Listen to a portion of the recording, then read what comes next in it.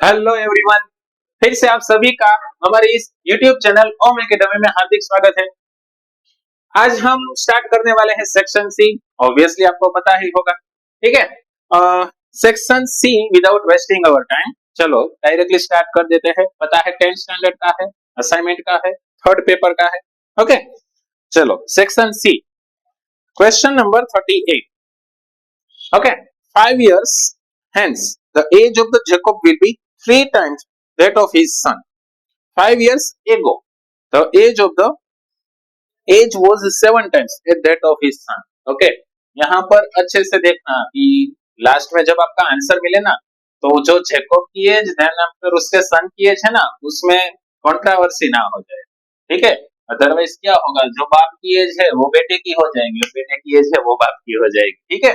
सो ऐसा नहीं होना चाहिए। वो ऐसे जो सन से एज वाले, उसमें आपको प्रॉपरली फोकस रखना है। ओके, चलो टेक्स्ट बुक का ही सम है, आपको पता होगा, सम नंबर 38। ओके, और थर्ड चैप्टर का आई थिंक ये सम है। ओके, सम नंबर 38। चलो पहले क्या है, 5 years hence, यानी कि 5 years hence, 5 साल के बाद। इट मीन्स कि दोनों की जो प्रेजेंट एज है ना, उसमें +5 करना होगा। ओके, हाँ ये चैप्टर में मैंने आपको बोला है फाइंड आउट। सपोज क्या करना है, जो आपका क्वेश्चन है ना, जो आपको पूछा गया है वही आपको सपोज करना है। यहाँ पर दोनों की प्रेजेंट एज फाइंड आउट करनी है ना। What are their present age, ठीक है। सपोज की present age of Jacob will be x। Suppose present age of Jacob is equal to x years. Then after, present age of Jacob's son is equal to y years. Okay, कई सारे students को ये confusion रहता है कि ये सम third chapter का है या फिर फोर्थ चैप्टर का है। ओके, क्लेवर स्टूडेंट को भी कई बार ये कंफ्यूजन रहता है, बट अच्छे से उसका सॉल्यूशन क्या है वो मैं आपको बताता हूँ। अच्छे से प्रॉपरली पहले तो 2-3 बार क्वेश्चन रीड कर लो, ठीक है। उस पर से आपको ऑब्वियसली पता चल जाएगा कि यहाँ पर दोनों टेंडेंसी आपको सपोज करनी है या फिर सिर्फ एक ही टेंडेंसी आपको सपोज करनी है। इट मींस कि एक्स एंड वाई दोनों सपोज करना है। हाँ, रफ वर्क में आप है ना उसका सॉल्यूशन, यानी कि इसका जो इक्वेशन है ना वो फॉर्म करो, ठीक है, सपोज करके रफ वर्क में इजीली आपको पता चल जाएगा। दूसरी बात, जितनी हो सके ना उतनी प्रैक्टिस करो, ठीक है। बाद में क्या होगा, मैक्सिमम प्रैक्टिस करने पर कि क्वेश्चन रीड करें ना, डायरेक्टली पता चल जाएगा। रफ वर्क करने की भी रिक्वायरमेंट नहीं होगी कि हाँ ये सम थर्ड चैप्टर यानी कि लीनियर इक्वेशन इन 2 वेरिएबल्स का है या फिर फोर्थ चैप्टर क्वाड्रेटिक इक्वेशन का, ठीक है। सो ये माइंड में रखना। चलो यहाँ पर थर्ड चैप्टर है। ओके, प्रेजेंट एज जेकब की x सपोज कर ली, प्रेजेंट एज जेकब के सन की y सपोज कर ली। ओके, अब एक ही स्टेटमेंट लिखना है। देखो पूरा लिखने की रिक्वायरमेंट नहीं है, ठीक है, सिर्फ एक ही स्टेटमेंट लिखना है। क्या लिखना है, अकॉर्डिंग टू गिवन इंफॉर्मेशन, ठीक है। यही स्टेटमेंट आप लिख के डायरेक्टली दोनों इक्वेशन आप फाइंड आउट कर सकते हैं। अगर ये नहीं लिखना है तो आपको जो भी यहाँ पर क्वेश्चन में है ना वो सब कुछ लिखना पड़ेगा, तो वो आपके लिए थोड़ा सा ज्यादा कॉम्प्लिकेटेड हो जाएगा। Okay, so according to given information. अब क्या करना है, 5 साल के बाद, ठीक है, दोनों में +5 कर दो, x +5 एंड y +5। अब देखना जेकब है ना वो 3 टाइम्स ज्यादा बड़ा है, ऑब्वियसली जेकब 3 टाइम्स ज्यादा बड़ा है, बट मुझे अगर दोनों के बीच में इक्वल लिखना है, दोनों के बीच में इक्वालिटी चाहिए, तो मल्टीप्लाई बाय 3 में उसकी ऑपोजिट साइड करूंगा। बताता हूं आपको कैसे। फॉर एग्जांपल यहाँ पर 15 है और यहाँ पर 5 है, ठीक है, ये 3 टाइम्स ज्यादा बड़ा है, आपको पता है। सो अगर मुझे दोनों में इक्वालिटी चाहिए तो मल्टीप्लाई बाय 3 में यहाँ पर करूंगा नहीं, ठीक है, मल्टीप्लाई बाय 3 ऑब्वियसली मैं यहाँ पर करूंगा तभी तो दोनों इक्वल होंगे ना, तभी तो मैं दोनों के बीच में इक्वल की साइन लिख सकूंगा, ठीक है। इसलिए ऑपोजिट डायरेक्शन में आपको क्या करना है, मल्टीप्लाई करना है, ठीक है। वो डिपेंड्स रहता है कि आपका सम कैसा है, ओके, सभी में ऐसा नहीं होता। चलो, therefore x plus 5 is equal to 3y plus 15. Then after 3y left side ले लो, 5 right side ले लो, therefore x minus 3y is equal to आपको मिलेगा 10। ये आपका इक्वेशन फर्स्ट हो जाएगा। उसके बाद क्या करना है, 5 years ago ऐसा है, ठीक है, 5 years ago, yes. So now 5 years ago है ना, सो दोनों में x minus 5 करना होगा ऑब्वियसली, तो ये भी y minus 5 होगा ना, एक 5 years ago और दूसरा एज इट इज, ऐसा तो हो नहीं सकता। Jacob was 7 times that of his son, लेकिन जेकब है ना वो 7 टाइम्स, फिर से बीच में अगर इक्वल करना है तो मल्टीप्लाई बाय 7 ऑपोजिट में करना पड़ेगा, ठीक है। अब x minus 5 is equal to 7y minus 35, okay. 7y left side ले लो, minus 5 राइट साइड ले लो, फाइनली आपको इक्वेशन मिलेगा x minus 7y is equal to minus 30। ये आपका इक्वेशन 2 हो गया। अब इसमें कुछ है नहीं कि कौन सी मेथड अप्लाई करनी है, ठीक है। सो कोई भी मेथड आप अप्लाई कर सकते हैं। मुझे यहाँ पर एलिमिनेशन सबसे इजी लगता है क्योंकि दोनों में x है, सो डायरेक्टली एलिमिनेट कर सकते हैं, ठीक है। सो हम एलिमिनेशन मेथड से कंप्लीट करेंगे। क्या करना है, from equation 1 and 2, from equation 1 and 2, चलो पहले तो लिख लो यहाँ पर x minus 3y is equal to 10, then after x minus 7y is equal to minus 30। Elimination में क्या होगा, प्लस माइनस की जो साइन है और दोनों इक्वल है वो एलिमिनेट हो जाएंगे, ठीक है। सो यहाँ पर तो दोनों प्लस की साइन है, सो ये है ना दूसरा इक्वेशन, उसमें सभी की साइन आप चेंज कर सकते हैं, तो वो सभी की साइन चेंज कर दो। चलो ये माइनस हो जाएगा, ये जो माइनस है वो प्लस हो जाएगा, ये माइनस है वो भी प्लस हो जाएगा, ठीक है। अब यहाँ पर क्या कर सकते हैं आप, plus x minus x cancel कर सकते हैं। अब देखना माइनस प्लस माइनस, हाँ अब यहाँ पर अच्छे से देखना, हाँ ये जो नई साइन है ना वही होगी इसकी, अब ये जो पुरानी साइन है वो नहीं हो सकती, ठीक है। So minus plus minus 7 minus 3 आपको क्या मिलेगा, 4। therefore 4y is equal to plus plus plus 10 plus 30 यानी कि 40। therefore y is equal to 40 by 4, it means 4 tens are 40, यानी कि y आपको मिलता है 10। आई थिंक y जेकब का सन है, हाँ सही मिला ना, अच्छे से देखना, हाँ जेकब की एज 10 इयर्स ना मिल जाए, ठीक है। चलो उसके बाद क्या करना है, फर्स्ट या फिर सेकंड दोनों में से जो भी इजी इक्वेशन आपको लगता है उसमें y की वैल्यू पुट कर दो, उस पर से आपको x मिल जाएगा। फर्स्ट इजी है, so from equation 1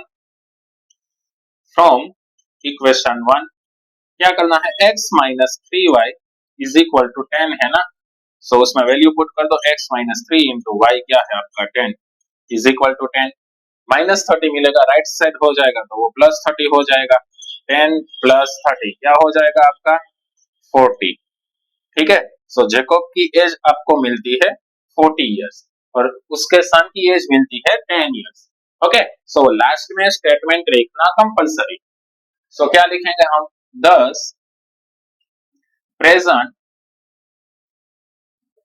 age of Jacob is 40 years and his son is 10 years।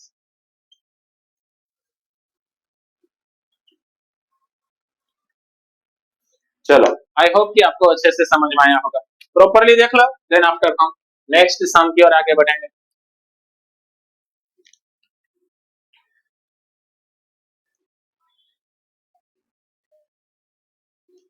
चलो नेक्स्ट सम है आपका सम नंबर 39, ओके। क्या है आपका sum number 39, solve the following pair of linear equations by the elimination method. Then after ये आपके पास दो equation है, पहले तो इसको रीअरेंज करो, एलिमिनेशन मेथड करना है, ठीक है। चलो 3x minus 5y is equal two plus 4 हो जाएगा, then after 2y left side ले लो यहाँ पर, so 9x minus 2y is equal to 7, ठीक है। सो ये आपका फर्स्ट इक्वेशन मिल जाएगा आपको, देन आफ्टर ये आपका सेकेंड इक्वेशन मिल जाएगा। अब दोनों में x या फिर y इक्वल करने हैं, सो x इजी रहेगा क्योंकि यहाँ पर 3 3 9 कर दो, डायरेक्टली हो जाएगा। So multiply equation 1 by 3। It means कि 3 के साथ मल्टीप्लिकेशन करने पर आपको क्या मिलेगा, यहाँ पर 9x minus 15y is equal to 12, और यहाँ पर क्या मिलेगा 9x, ये तो एज इट इज लिखना है आपको, minus 2y is equal to 7। अब क्या करना है, सभी में साइन चेंज करनी है, माइनस यहाँ पर प्लस यहाँ पर माइनस, ठीक है। So finally plus 9x minus 9x cut, minus plus minus 15 minus 2 आपको मिलेगा 13, बिगर की साइन, सो माइनस 13y होगा यहाँ पर इज इक्वल टू 12 माइनस 7 कितना मिलेगा, 7 प्लस 3 10 प्लस 2 इट मीन्स की 5 मिलेगा आपको, माइनस 13 डिवीजन में चला जाएगा, प्लस 5 हाँ क्योंकि बिगर की साइन होगी, therefore y is equal to minus 5 by 13। यहाँ पर माइनस 13 है, सो आप आगे भी लिख सकते हो एज इट इज, ठीक है। So this is your final answer, minus 5 by 13। Okay चलो, सो y की वैल्यू आपको मिल गई। देन आफ्टर x की वैल्यू, x के लिए आपको क्या फर्स्ट या फिर सेकंड दोनों में से कोई भी इक्वेशन में वैल्यू पुट कर सकते हैं, फर्स्ट में करेंगे इजी रहेगा। चलो फ्रॉम इक्वेशन 1 क्या होगा, 3x minus 5y is equal to 4, therefore 3 as it is, x as it is minus 5, y की जगह पर हम लिखेंगे minus 5 by 13 is equal to 4, therefore 3x minus minus plus 5 5 is 25 upon 13 is equal to 4। अब ये पूरा है ना, राइट साइड ले लो, माइनस हो जाएगा, ठीक है। So 3x is equal to 4 minus 25 upon 13, therefore 3x is equal to 13 4 का LCM क्या होगा 13, so 13 4 जा 52 minus 25 upon 13। चलो therefore 3x is equal to क्या मिलेगा, चलो 52 minus 25 क्या होगा 27, 27 by 13। अब 3 डिवीजन में भेज दो, ठीक है। चलो therefore x is equal to 27 upon 3 into 13, so 3 9 are 27, so finally आपको x क्या मिलेगा 9 upon 13, ठीक है। so यहाँ पर y आपको मिलता है माइनस 5 by 13 एंड x मिलता है आपको 9 by 13। ओके चलो, ये आपका सम नंबर 39 था। देन आफ्टर अब हम 40 की ओर आगे बढ़ते हैं, ठीक है, इजीली यहाँ पर कंप्लीट हो जाएगा। सो 40 वाला क्वेश्चन क्या है, अच्छे से रीड करो। चलो क्या है कि फर्स्ट 51 टर्म्स है, उसका समेशन आपको फाइंड आउट करना है, ठीक है। वो second and third term are 14 and 18, सिर्फ उतना ही है और कुछ नहीं है, अच्छे से समझना यहाँ पर, ठीक है। यहाँ से आपको सब कुछ मिल सकता है, डिफरेंस फर्स्ट टर्म सब कुछ। चलो second and third term, second term है आपका 14 एंड थर्ड टर्म है आपका 18, और वहां से आपको S51 फर्स्ट 51 टर्म्स का समेशन आपको चाहिए, ठीक है। Find the sum of the first 51 terms of an AP. Yes इतना ही है और कुछ नहीं। चलो तो सेकंड और थर्ड टर्म है तो वहां पर से आपको ऑब्वियसली डिफरेंस मिल जाएगा। सो D इज इक्वल टू क्या मिलेगा आपको A3 माइनस A2 कर दो। चलो therefore D is equal to 18 minus 14, कितना मिलेगा आपको D is equal to 4। चलो D4 मिल गया। Then after A2 is equal to क्या है आपके पास 14 है ना, सो A plus 2 minus 1 into D is equal to 14। यहाँ से A मिल जाएगा आपको A plus 2 minus 1 यानी कि 1, D आपका 4 है is equal to 14। चलो 4 1 जा 4, 4 राइट साइड ले लो माइनस हो जाएगा, A is equal to 14 minus 4 कितना होगा 10। इट मीन्स कि फर्स्ट टर्म आपका हो गया 10 और 4 4 का डिफरेंस है, सो 10 plus 4 14, 14 plus 4 18, ठीक है। आप दूसरी तरफ से भी फाइंड आउट कर सकते हैं, डजंट मैटर। चलो फर्स्ट टर्म डिफरेंस मिल गया, अब क्या फाइंड आउट करना है, S51। ओके चलो सो अब इजीली आप फाइंड आउट कर सकते हैं नाउ S51 यानी कि फर्स्ट 51 टर्म्स का समेशन क्या है, formula n/2 into bracket 2a plus n minus 1 into D. ठीक है सो यहाँ पर n की जगह पर 51 मिलेगा आपको। ठीक है 2 इंटू ए क्या है आपका 10 plus 51 minus 1 into D, D क्या है आपका 4। ओके चलो सिंप्लीफिकेशन देना है, यहाँ पर कट नहीं होता है, एज इट इज लिख दो 51/2, 10 टू जा 20 प्लस 51 माइनस 1 क्या होगा 50, 50 इंटू 4, 4 5 जा 20, इट मीन्स कि वो आपको मिलेगा 200। सो फाइनली आपका आंसर होगा 51/2 इंटू 220। चलो 2 के साथ कट करने पर 110 मिलेगा, इट मीन्स कि 51 इंटू 110। सो 51 का 11 के साथ मल्टीप्लीकेशन कर दो, 2 डिजिट 10, 1 1 जा 1, 5 1 जा 5, 1 1 जा 1, 5 1 जा 5, 1 6 5। सो 5 6 1 और लास्ट में ये 0 है ना, वो एज इट इज। सो ये आपका क्या हो जाएगा S51 5610। ठीक है so this is your final answer कि फर्स्ट 51 टर्म्स का समेशन आपको मिलेगा 5610। ओके चलो ये दोनों सम अच्छे से कंप्लीट कर लो, देन आफ्टर हम 41 की ओर आगे बढ़ेंगे। उसके बाद आपका नेक्स्ट सम है 41। क्या क्वेश्चन है, so that 06 -53 and 31 are the vertices of an isosceles right angle triangle। देखो यहाँ पर आइसोस्केल ट्रायंगल तो है बट वो भी राइट एंगल ट्रायंगल। ठीक है सो फर्स्ट ऑफ ऑल आपके जो पॉइंट्स है ना वो पहले लिख दो, 06 41, 06 -53 एंड 31। चलो सब पहले तो इसको आपको नेम देना होगा ABC। Okay let A of 06, B of -53 and C of 31। अब क्या करना है, आइसोस्केल ट्रायंगल है ना, तीनों साइड फाइंड आउट करनी होगी। सो पहले AB BC then after AC ऐसे फाइंड आउट कर दो।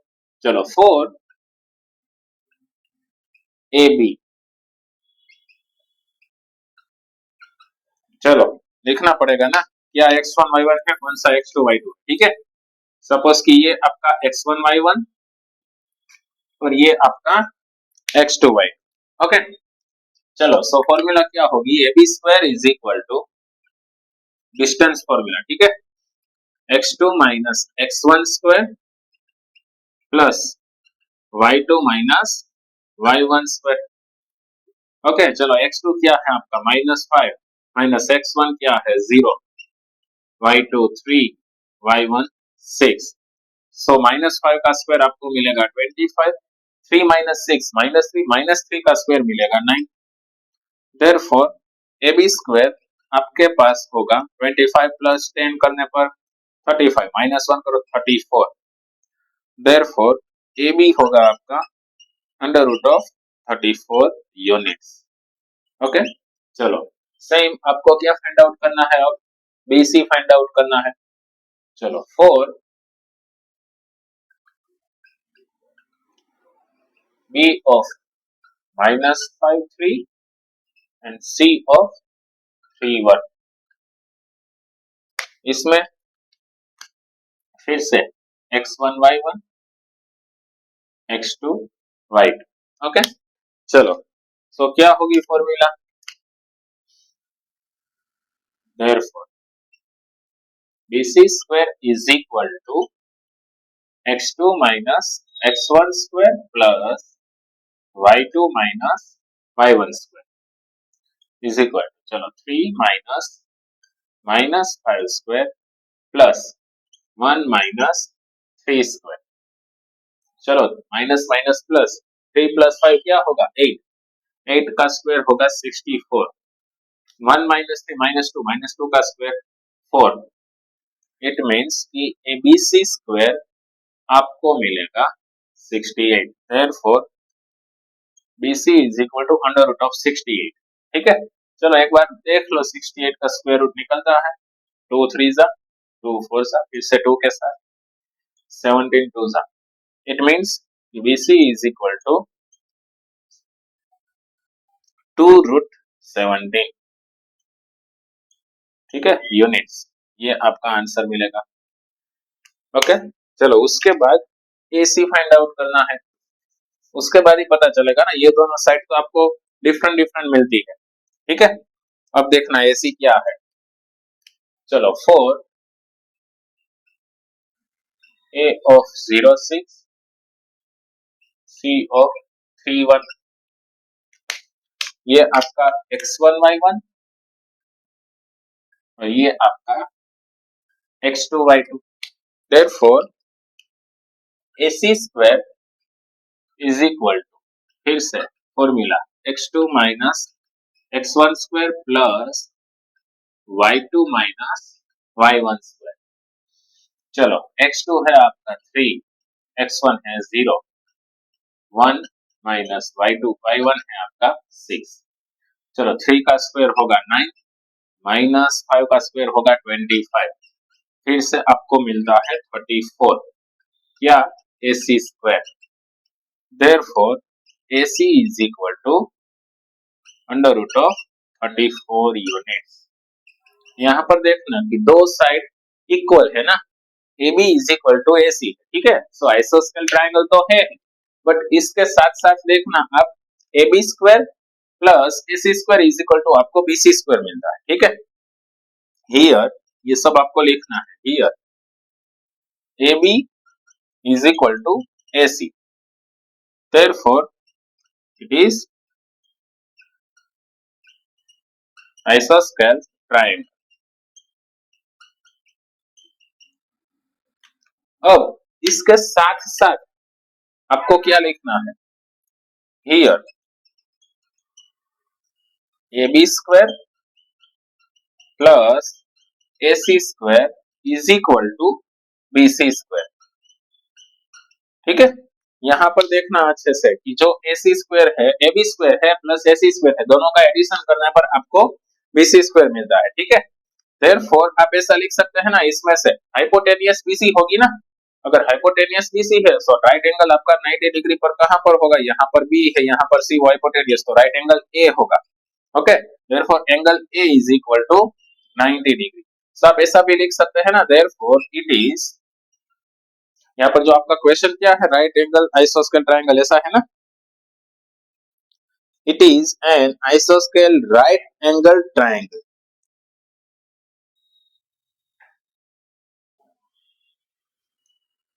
इट इज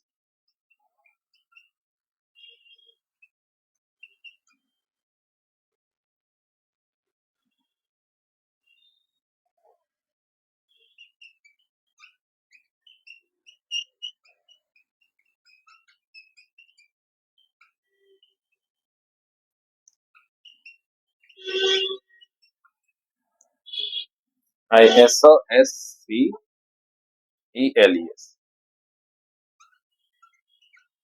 ओके, चलो सो ये आइसोस्केल ट्रायंगल तो होगा, बट राइट एंगल आइसोस्केल ट्रायंगल। ठीक है,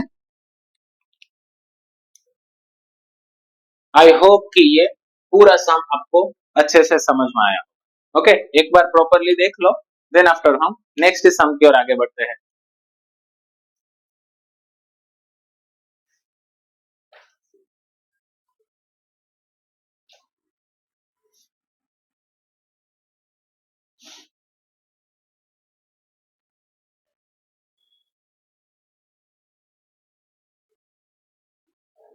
चलो उसके बाद आपका नेक्स्ट सम है सम नंबर 42। यस, ठीक है, सम नंबर 42 है ना, वो आपका 7th चैप्टर का सम है, और ऑलरेडी हमने वो इंपॉर्टेंट करवाया था जब भी हमने चैप्टर करवाया था, जिसकी लिंक आपको डिस्क्रिप्शन में मिलेगी। ओके, ऑलरेडी डिस्क्रिप्शन में वो लिंक है, सो वहां से आप ये पूरा सम कंप्लीट कर सकते हैं, इंपॉर्टेंट सम है। Okay, then after next sum हमारा है 43, सॉरी सम हमारा है 43।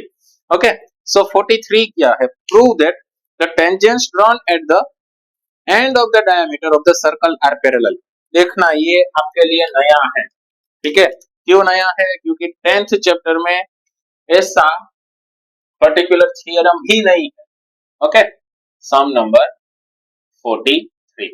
ओके, चलो फिगर कैसी होगी, पहले तो आपके पास सर्कल है, सर्कल के दो टेंजेंट्स, ठीक है।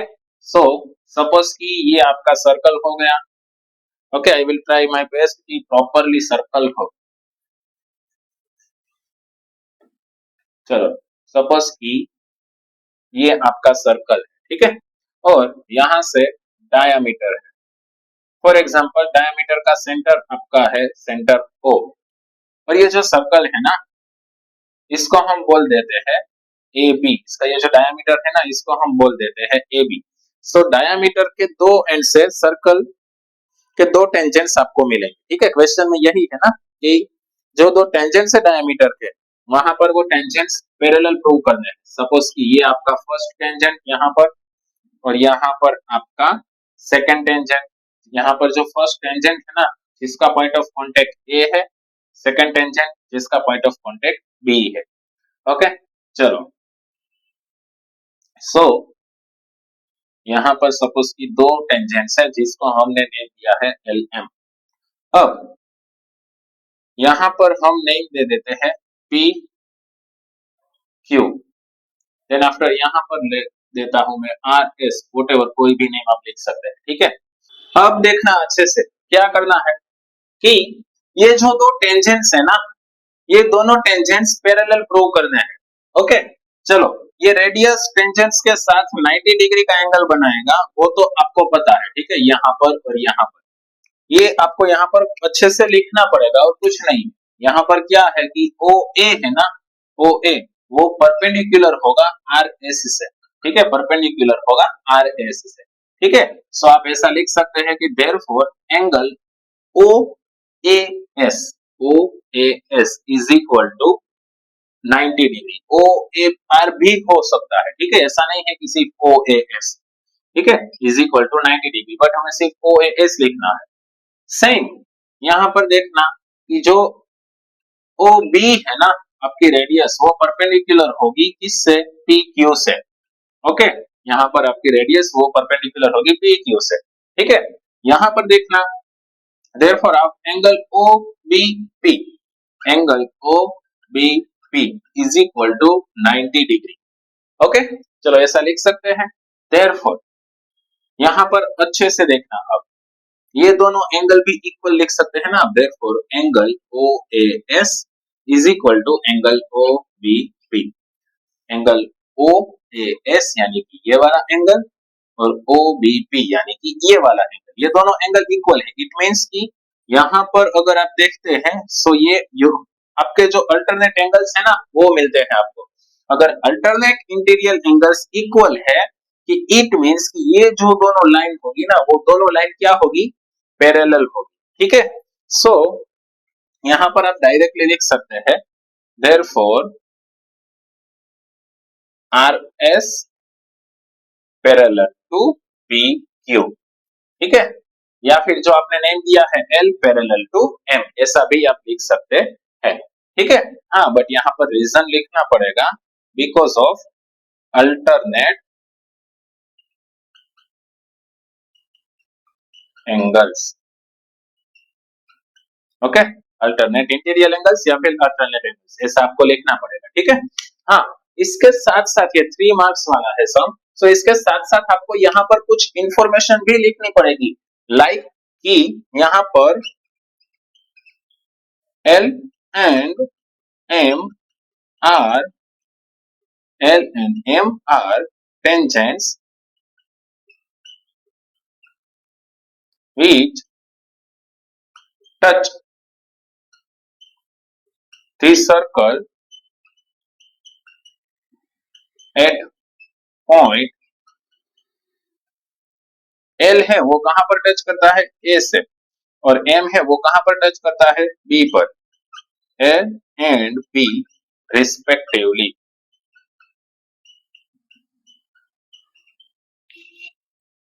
ओके, देयरफॉर यहां पर से आपको उसके बाद आगे कंप्लीट करना है। ओके, आई होप कि आपको ये प्रॉपरली समझ में आया होगा। एक बार अच्छे से कंप्लीट कर लो, देन आफ्टर हम 44 की ओर आगे बढ़ते हैं। हाँ, एक और बात, आप यहाँ पर R S parallel to P Q भी लिख सकते हैं। इसके अलावा अगर आपको ऐसा नहीं लिखना तो आप यहाँ पर एल पैरेलल टू एम ऐसा भी लिख सकते हैं। Line L parallel to line M, क्यू दोनों हम लिख लेते हैं, ठीक है, ताकि कोई प्रॉब्लम ही ना हो। Therefore R S parallel to P Q and therefore L parallel to M, क्यू क्योंकि ये हमने ऑलरेडी नेम दिया है ना, हमने यहाँ पर उस टाइप से आपको डिस्क्रिप्शन में लिखा है इसलिए। ओके, प्रॉपरली कंप्लीट कर लो, देन आफ्टर हम नेक्स्ट सम करवाएंगे आपको।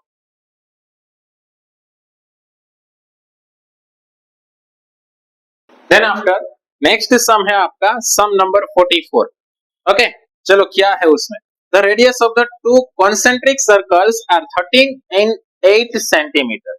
चलो ठीक है, फर्स्ट ऑफ ऑल क्या है 44 में, कॉन्सेंट्रिक सर्कल्स है। कॉन्सेंट्रिक सर्कल्स यानी कि दो सर्कल विथ सेम सेंटर, इसको हम बोलते हैं कॉन्सेंट्रिक सर्कल्स। ओके, चलो फिगर पहले तो कंप्लीट कर लेते हैं, कैसे होगी, नहीं थोड़ा सा कॉम्प्लिकेटेड हुआ।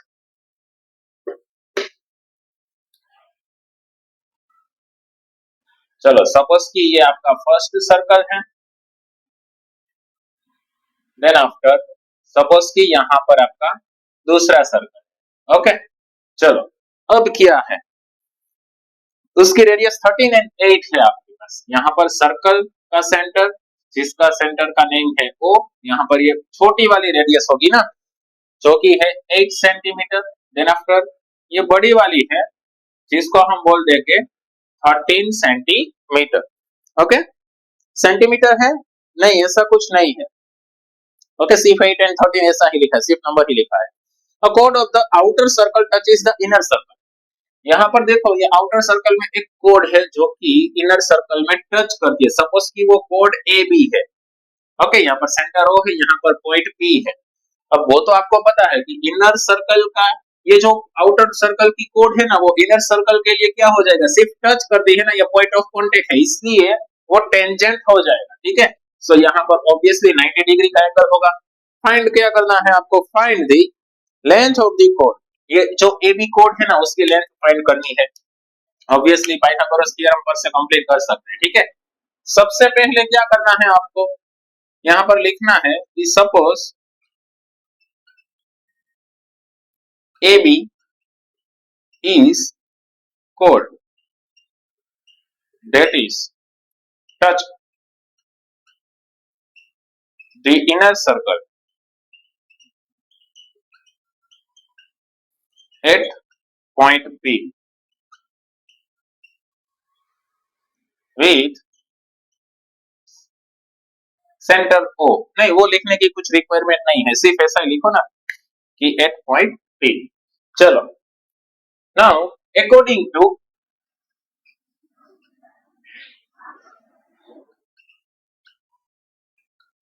Pythagoras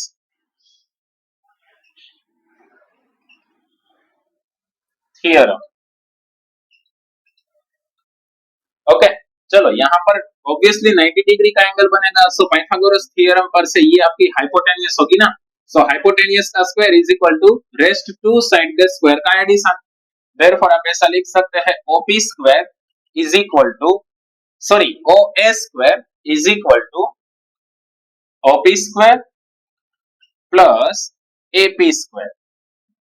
यहाँ पर से पहले मैं AP फाइंड आउट कर लूंगा, जितना AP होगा उतना ही P भी होगा। ठीक है, सो डायरेक्टली मल्टीप्लाई बाय 2 करके हमें हमारी लेंथ मिल जाएगी। ओके, कोड जो आपकी कोड है ना, उसकी लेंथ मिल जाएगी। चलो OA कितना है आपके पास 13, सो 13 स्क्वायर। OB कितना है 8, सो 8 स्क्वायर प्लस AP स्क्वायर। चलो क्या होगा 169, यहाँ पर 64 प्लस AP स्क्वायर। चलो 64 लेफ्ट साइड ले लो, minus 169 minus 64, is equal to AP square.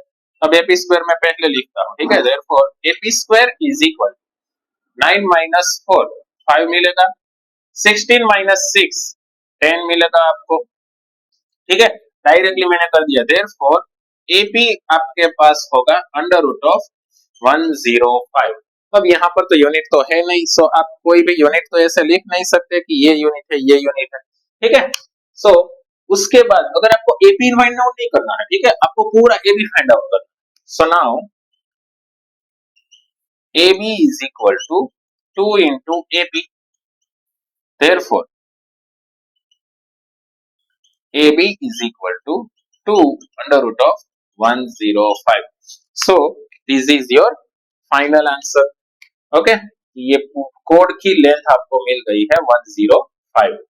Okay, उसके बाद आपका नेक्स्ट सम है, वो है सम नंबर 45. ठीक है, देन आफ्टर सम नंबर 46. ये दोनों सम की जो लिंक है ना, वो ऑलरेडी डिस्क्रिप्शन में है, सो वहां से आप कंप्लीट कर सकेंगे। रुको रुको रुको रुको, इसके साथ साथ मैं आपको बता दूं कि सम नंबर 45 में सिर्फ मॉडल एक्सपेंडिचर आपके पास यहाँ पर पूछा गया है, इट मींस कि सिर्फ मोड पूछा गया है। आपको मोड के साथ साथ मीन भी वहां पर टेक्स्ट बुक के क्वेश्चन में था, तो वो भी अच्छे से देख लेना। 46 आपका पर्टिकुलर एग्जांपल है, इंपॉर्टेंट एग्जांपल है। इसके साथ कनेक्टेड सम है एक्सरसाइज का सम नंबर 22 प्रोबेबिलिटी, ठीक है। सो टोटल 36 आउटकम्स मिलते हैं, वो भी मैंने आपको यहाँ पर लिखवाया है, ठीक है, एक्सप्लेनेशन दिया है। सो प्रॉपरली वो भी कंप्लीट कर लेना, ओके। और दोनों सम अच्छे से कंप्लीट कर लो ताकि कुछ भी प्रॉब्लम ना हो, ओके। सो यहाँ पर हमारा सेक्शन सी है वो कंप्लीट हो गया है। आपको पूरा का पूरा सेक्शन अपने आप लिखना है, ठीक है, मैं हर बार बोलता हूँ पूरा का पूरा सेक्शन आपको अपने आप लिखना है, उतनी प्रैक्टिस करनी है, ठीक है। और आप हमारी चैनल को अपने फ्रेंड्स के साथ भी शेयर करें, लाइक्स दे, ताकि हमें भी कुछ मोटिवेशन मिले और ऐसे ऐसे वीडियोस हम बनाते रहे आपके लिए। चलो, सो नेक्स्ट वीडियो में हम मिलेंगे सेक्शन डी के साथ। तब तक अपना ख्याल रखें और पढ़ाई करना ना भूलें, ओके। प्रॉपरली सम कंप्लीट कर लो, ओके।